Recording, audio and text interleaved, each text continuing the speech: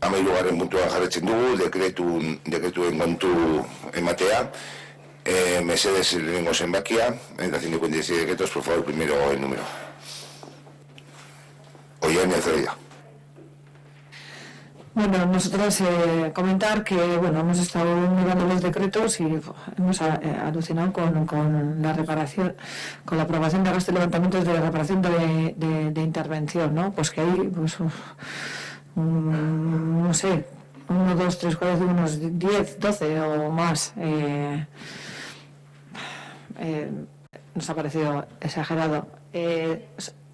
17.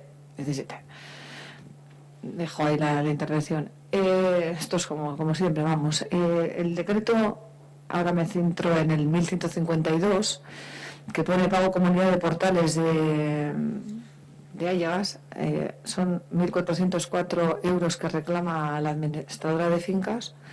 No sé, ¿se podría hacer el pago mensual o trimestral, estar al día? ¿Por qué pasa esto? Porque son deudas que tienen los inquilinos de las viviendas con la comunidad y el administrador de fincas nos las pasa cuando ya llegan a un nivel. El pago de los gastos de comunidad por contrato se tiene que hacer cargo el inquilino. O sea que el que tiene que pagar siempre es el inquilino. El ayuntamiento aquí no tiene nada que ver, ¿no? Eso es, en los contratos de arrendamiento de las viviendas sociales está incluido, aparte del alquiler, el pago de los gastos de la comunidad.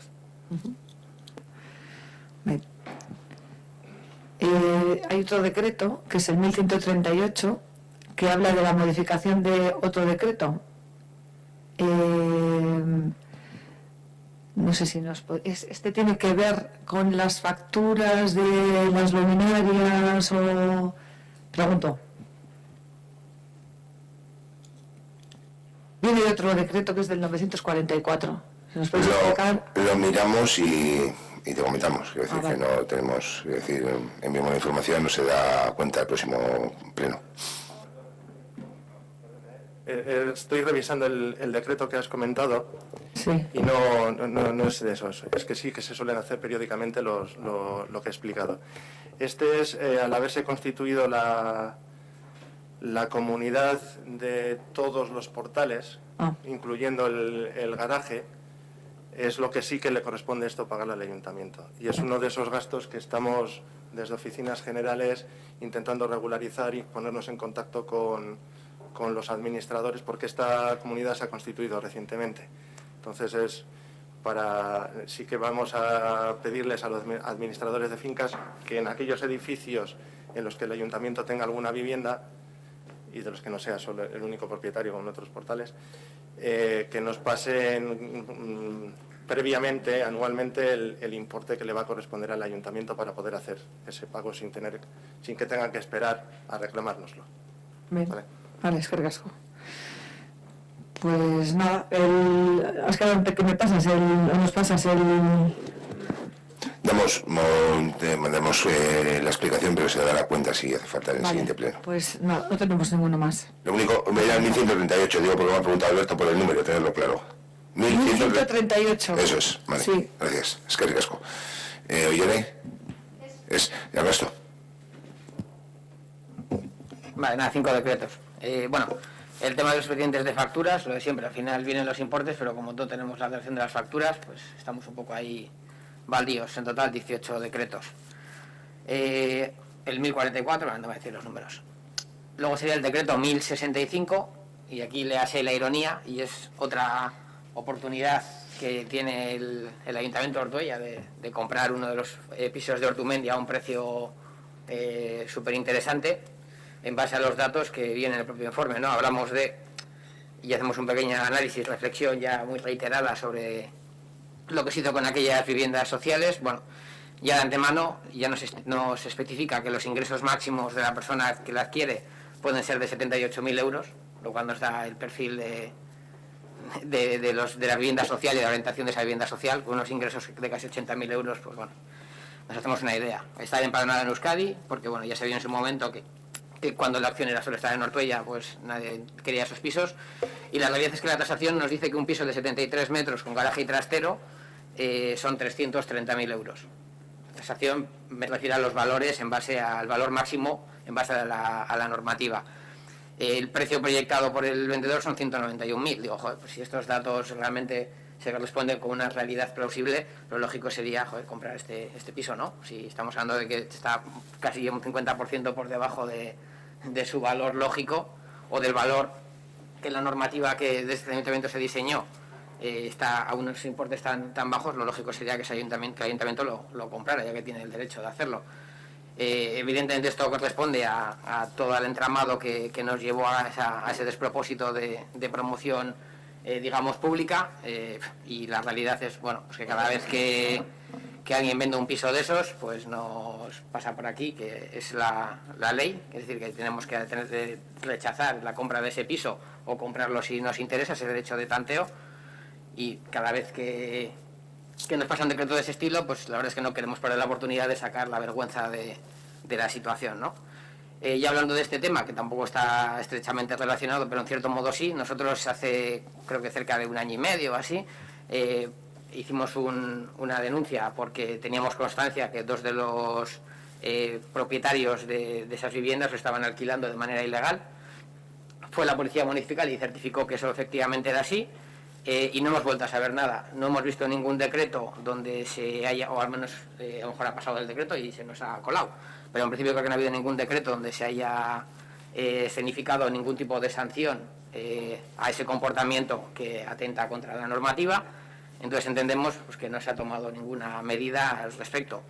Y yo creo que ese escrito, no he traído ahora mismo el escrito, pero creo que fue de principios del 2018, si no me equivoco, creo que fue a inicios de año, o sea que estamos hablando de tiempo suficiente como para, teniendo en cuenta que al de poco de la denuncia, la policía municipal certificó que efectivamente ahí había gente viviendo en el piso que estaba alquilada, evidentemente que eran los propietarios de la vivienda.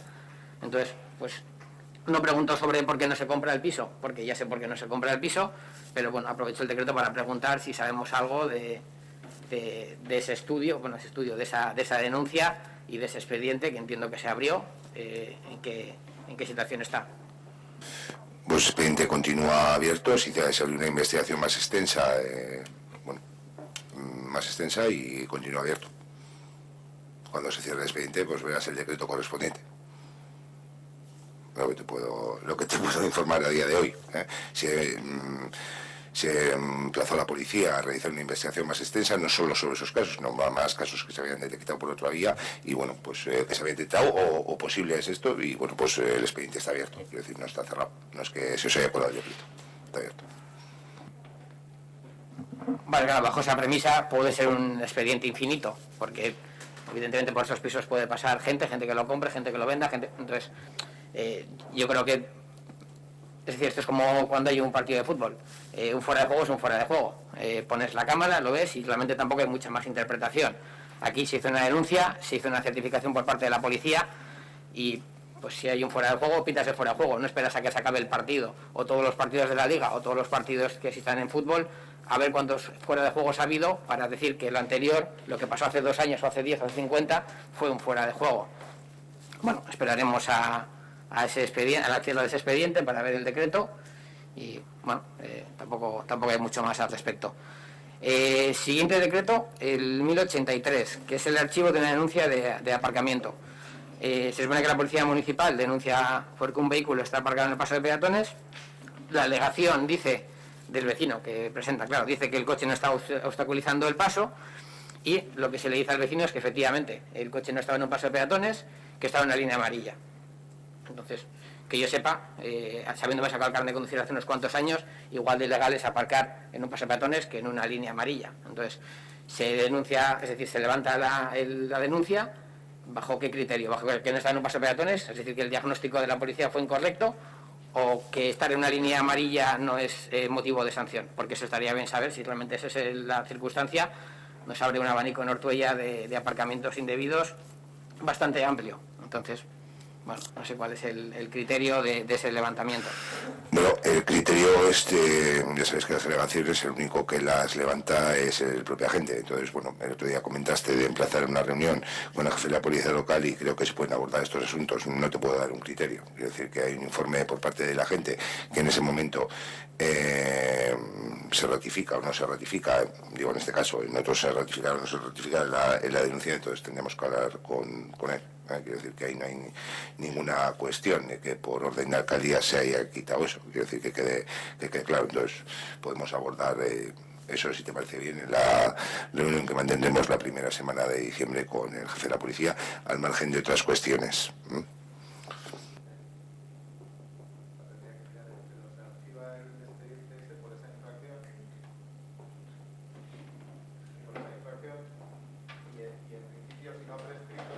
¿Se podría abrir un expediente? Vale, otro decreto es el 1101, que habla del convenio con ISEMPE para la gestión del BAC. Me gustaría saber si va a haber algún tipo de, no sé cómo llamarlo, exposición pública, pero tampoco es exposición pública. Digamos, entre comillas, formación. O sea, teniendo en cuenta que cada vez vamos a un mundo más digitalizado, el tener un BAC es el sistema de firma digital más básico y más sencillo de conseguir por un ciudadano. Entonces, no sé si hay diseñado, está planteado hacer algún tipo de campaña en la que enseñemos a la gente cómo funcionan este tipo de historias. Más allá de la firma del convenio, que efectivamente hay que firmarlo. Pues a día de hoy no lo he planteado, sí que al margen de esta cuestión de siempre hay los procesos con la Seguridad Social que también queremos trabajar de cara a que la ciudadanía pueda consultar y demás, y puede ser una ocasión para formar en ambas cuestiones, porque va a ser necesario, ¿no? Va a ser necesario para esa formación. No hay diseñado que te pueda decir, el mes de febrero se va a hacer un curso. Pues sí, lógicamente cuando se ponga en marcha, desde luego que sí, se había planteado, pero no hay diseñado un plan, una campaña de decir, vamos a formar en esta forma no lo hay.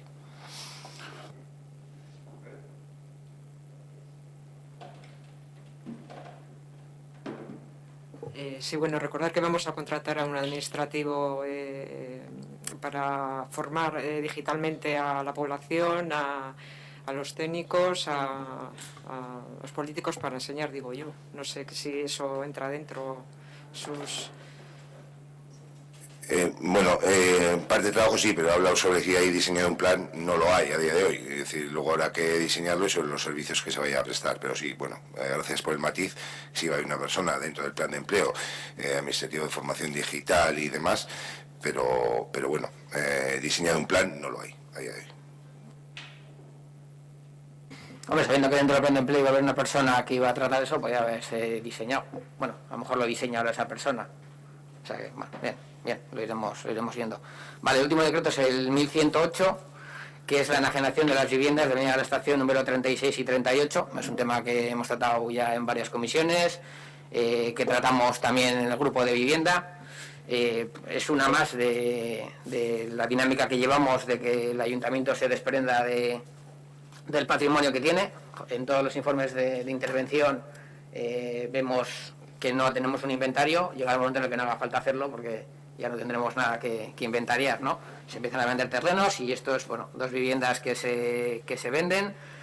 Nosotros preguntamos a ver cuál era el coste de reparación de esas viviendas para convertirlas en viviendas útiles para que estuvieran dentro de la cartera de viviendas sociales del ayuntamiento.